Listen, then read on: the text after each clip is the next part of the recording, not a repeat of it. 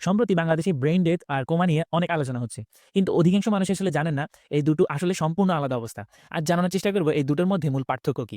Coma মানে হলো একজন মানুষ জীবিত আছেন কিন্তু তিনি অচেতন। কোমায় থাকা রোগীরা বাইরের কোনো উদ্দীপনায় সাড়া দিবেন না, তারা ব্যথাও পাবেন না বা আওয়াজে কোনো ধরনের প্রতিক্রিয়াও দেখাবেন না, কিন্তু তার মস্তিষ্ক এখনো চলমান।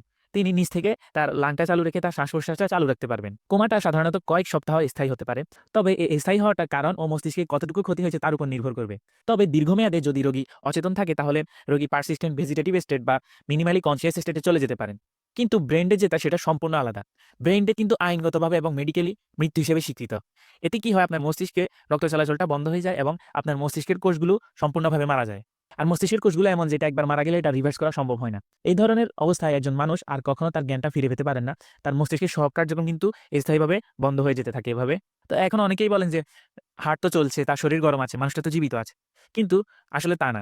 লাইফ সাপোর্টের মেশিন যেটা, সেটা আসলে তার শ্বাস-প্রশ্বাসটা চালু রাখতেছে। আপনি যদি তার এই লাইফ সাপোর্টের মেশিনটা বা ভেন্টিলেটরটা খুলে নেন, তাহলে দেখবেন রোগী আর নিজে, নিজে শ্বাস নিতে পারছে না। তো আসলেই মানুষটি কিন্তু মৃত। বাংলাদেশের বিগত কিছুদিনের প্রেক্ষাপটে আসলে সবারই জানা জরুরি হয়ে গেছে যে আসলে ব্রেইন ডেথ আর কোমার মধ্যে পার্থক্যটা কি।